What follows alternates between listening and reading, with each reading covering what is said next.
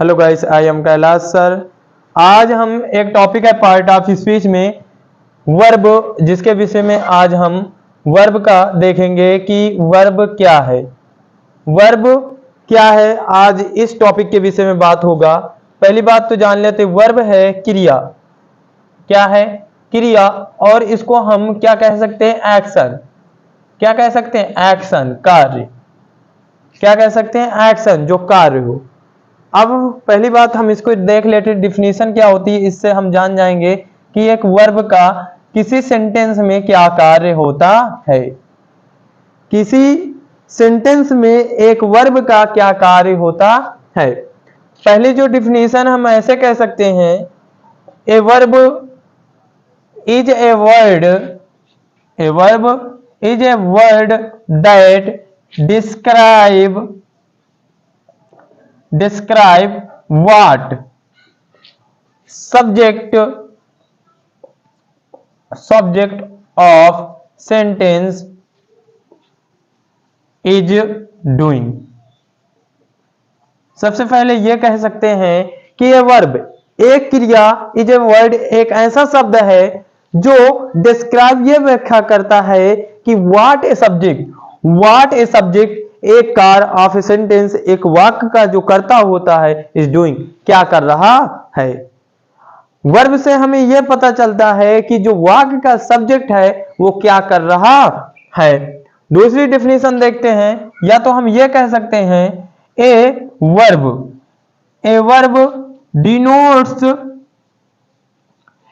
Denotes an action और condition of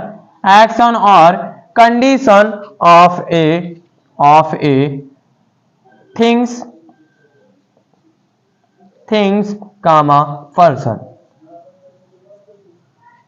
या तो ये हम कह सकते हैं, जो एक वर्ब होता है वो डिनोट्स, बोध कराता है, एक्शन, कार्य का, और कंडीशन या आदत का, किसका? ऑफ ए थिंग्स, या तो एक वस्तु का, और फंक्शन, या तो मनुष्यों का।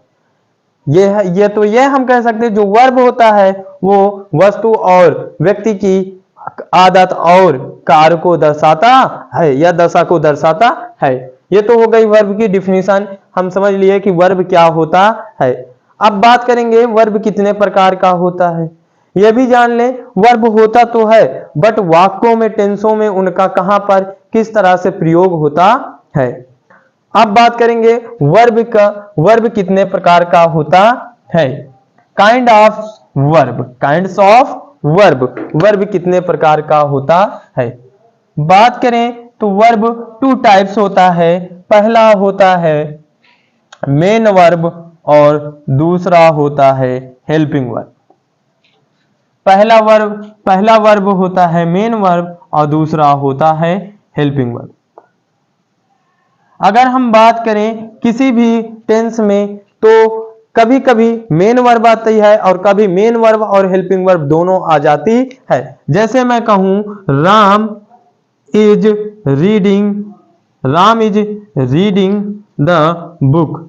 रीडिंग द बुक, राम पुस्तक पढ़ रहा है। तो ये जो है ये हेल्पिंग वर्ब हो गई, और ये जो है ये मेन वर्ब हो गई।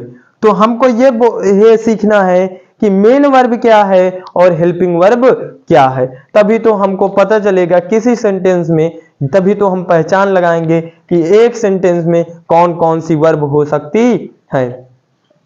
अब बात करते हैं इनके हिंदी की।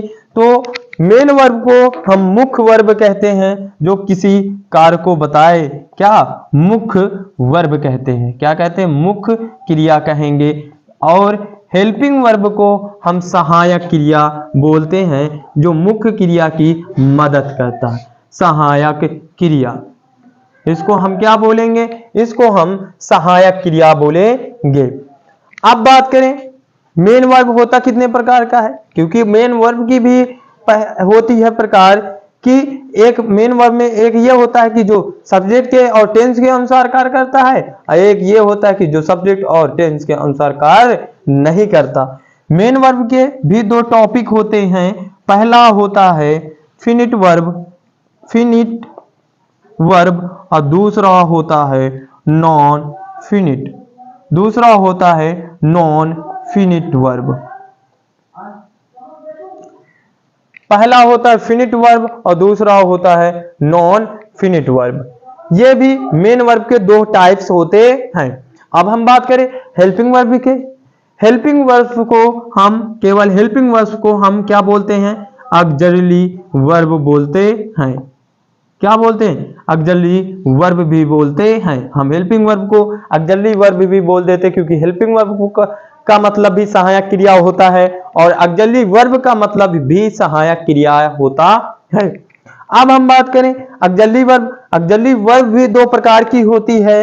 वो होती है, पहला होता है प्राइमरी, पहली होती है प्राइमरी और दूसरी होती है मॉडल, जिसको हम लोग मॉडल इंग्लिश के हिसाब से मॉडल्स क्या बोलते हैं? मॉडल्स वर्ब बोलते हैं। प्राइमरी वर्ब और मॉडल्स वर्ब ये होती हैं ऑक्सिलरी वर्ब की दो वर्बें।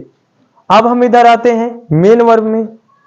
मेन वर्ब की फिनिट वर्ब की बात करें तो मेन वर्ब के फिनिट वर्ब को हम 4 टाइप से बता सकते हैं कि फिनिट वर्ब 4 टाइप से होते हैं। पहले हम जान लेते हैं फिनिट वर्ब होती क्या है। ये फिनिट वर्ब्स हम पहले प्रकार देखेंगे तो उसके बाद बताएंगे फिनिट वर्ब। पहले हम बता देते हैं ये वे वर्ब होती हैं, ये वे वर्ब हैं, वे वर्ब जो सब्जेक्ट और टेंस के अनुसार लगती हैं। सब्जेक्ट और टेंस के अनुसार लगती है उसे क्या बोलते हैं? उसे फिनिट वर्ब बोलते हैं। जो किस सब सब्जेक्ट और टेंस के अनुसार लगती है उसे फिनिट वर्ब बोलते हैं। और जो वर्ब सब्जेक्ट और टेंस के अनुसार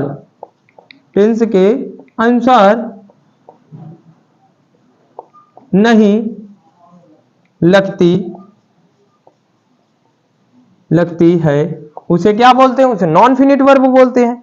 जो वर्ब सब्जेक्ट और टेंस के अनुसार नहीं लगती उसे नॉन फिनिट वर्ब बोलते हैं, और जो वर्ब सब्जेक्ट और टेंस के अनुसार लगती है उसे फिनिट वर्ब बोलते हैं। अब बात करते हैं कि फिनिट वर्ब कितने प्रकार की होती है, नॉन फिनिट वर्ब कितने प्रकार की होती है, देख लेते हैं। फिर एग्जाम्पल के माध्यम से समझते हैं कि कौन सी नॉन फिनिट वर्ब है और कौन सी फिनिट वर्ब है। बात करें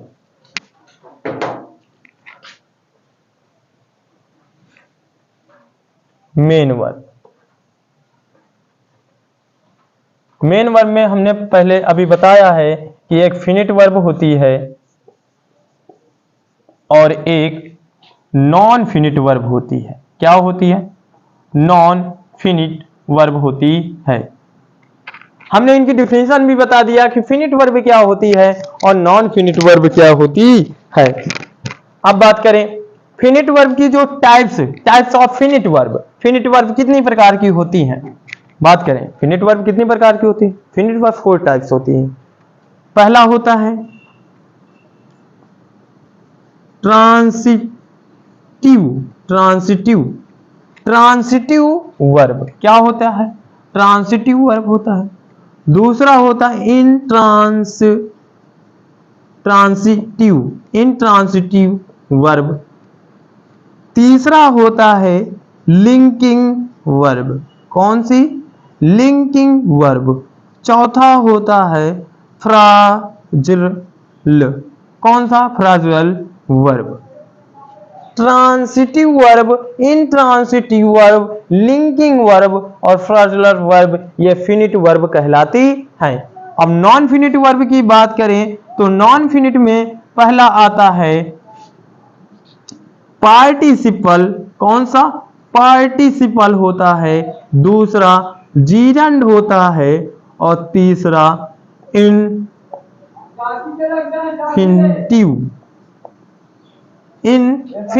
कौन सा होता है? इनफिनिटिव होता है। नॉन फिनिट वर्ब 3 टाइप से होते हैं। पार्टिसिपल, जीरन और इन्फिनिटिव जो किसके सब्जेक्ट और टेंस के अनुसार कार्य नहीं करते हैं। और फिनिट वर्ब वो होते हैं, ये चार होते हैं जो सब्जेक्ट और टेंस के अनुसार कार्य करते हैं। अब हम वाक्य देंगे और वाक्य के अनुसार बताएंगे कि कौन सा फिनिट है, कौन सा नॉन फिनिट है। अगर इन दोनों की बात करें तो जो अपने साथ ऑब्जेक्ट ले, कौन, जो अपने साथ ऑब्जेक्ट ले, जो ऑब्जेक्ट ले उसे क्या कहते हैं, उसे ट्रांसिटिव वर्ब कहते हैं। और जो अपने साथ ऑब्जेक्ट ना ले उसे इनट्रांसिटिव वर्ब कहते हैं। अब इनको किसी उसके एग्जाम्पल के माध्यम से समझते हैं, कैसे जानेंगे, देख लेते हैं। जैसे मैं लिखूं आई लाफ्स, आई लाफ, मैं हंसता हूं, आई लाफ, मैं हंसता हूं। तो ये कौन सी वर्ब है, ये intransitive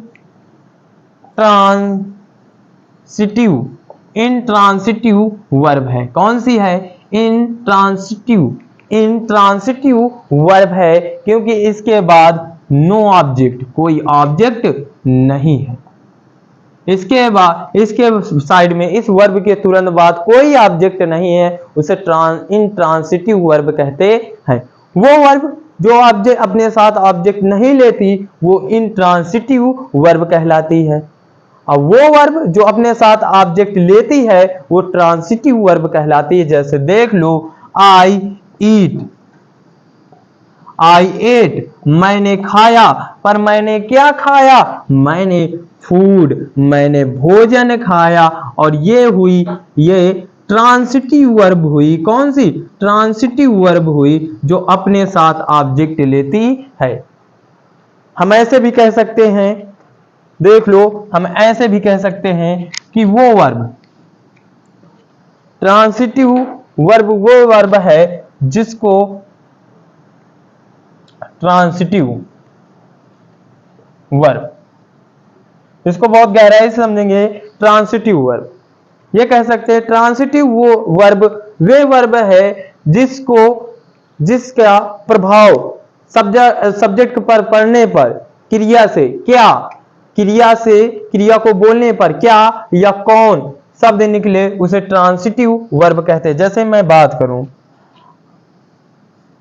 I taught, I taught, मैंने पढ़ाया, पर क्या पढ़ाया। इसके बाद ये वर्ब है जो वर्ब अपने साथ कुछ मांग रही है कि मैंने पढ़ाया है, पर क्या पढ़ाया, कुछ मांग रही, कोई ऑब्जेक्ट मांग रही है कि मैंने हिंदी पढ़ाई, कि अंग्रेजी पढ़ाई, कि मैथ पढ़ाया, मैंने क्या पढ़ाया, आई टॉट इंग्लिश, मैंने इंग्लिश पढ़ाया या मैंने अंग्रेजी पढ़ाया। तो ये कौन सी वर्ब हुई, ये ट्रांसिटिव, कौन सी, ट्रांसिटिव वर्ब हो गई। ये कौन सी वर्ब हो गई, ये ट्रांसिटिव वर्ब हो गई। जो हमने पहले ही बता दी, जो भी वर्ब अपने साथ ऑब्जेक्ट ले वो ट्रांसिटिव वर्ब होती है। ये तो हो गया ट्रांसिटिव और इनट्रांसिटिव वर्ब में। अब आप सोचेंगे सर लिंकिंग वर्ब किसे कहते हैं, वो भी देख लेते हैं। लिंकिंग वर्ब, लिंकिंग वर्ब को हम लोग बी वर्ब के रूप में भी लिखते हैं। लिंकिंग वर्ब को हम बी वर्ब के रूप में कह सकते हैं, जिसमें is, am, are, was, were और विल या शैल भी हो सकते हैं, विल या शैल भी होते हैं, उसे हम लिंकिंग वर्ब कह सकते हैं। कौन, लिंकिंग वर्ब हम उसे कह सकते हैं, उसे बी वर्ब भी कहते हैं, जिसमें is, am, are, was, were, will या शैल। जैसे मैं बात करूं, I am a teacher, I am a teacher, और जिसके, और हम बता दें लिंकिंग वर्ब वो भी होते हैं जिसके बाद तुरंत कंप्लीमेंट आए, नाउन कंप्लीमेंट आए, एडजेक्टिव कंप्लीमेंट आए और एडवर्ब कंप्लीमेंट आए, उसे लिंकिंग वर्ब भी कहते, उसके पहले वाली वर्ब को लिंकिंग वर्ब कहते हैं। जैसे आई, मैं, एम माने हूं, ये कौन सी वर्ब हो गई, ये लिंकिंग वर्ब हो गई। कौन सी, ये लिंकिंग वर्ब है। टीचर ये क्या है, नाउन कंप्लीमेंट है, क्या है, नाउन कंप्लीमेंट। ये नाउन कंप्लीमेंट है। हमने बताया लिंकिंग वर्ब को बी वर्ब कहते हैं, और लिंकिंग वर्ब के अगर तुरंत बाद क्या है, कंप्लीमेंट भी आता है। लिंकिंग वर्ब के साथ कंप्लीमेंट अनिवार्य होता है। जैसे मैं कहूं Seema is a beautiful girl, Seema is beautiful, या ब्यूटीफुल गर्ल कहूं, Seema is beautiful girl. Seema है, सीमा तो सब्जेक्ट हो गया, और जो इसमें ये है इज है वो लिंकिंग वर्ब हो गई, और लिंकिंग वर्ब के बाद जो ये है ये कंप्लीमेंट है। कौन है, कंप्लीमेंट। तो हमने बताया लिंकिंग वर्ब वो है जिसके तुरंत बाद क्या है, कंप्लीमेंट आए, और इसे बी वर्ब भी कहते हैं। अब हम देख लेते हैं फ्राजुलर वर्ब किसे कहते हैं। फ्राजुलर वर्ब किसे कहते हैं।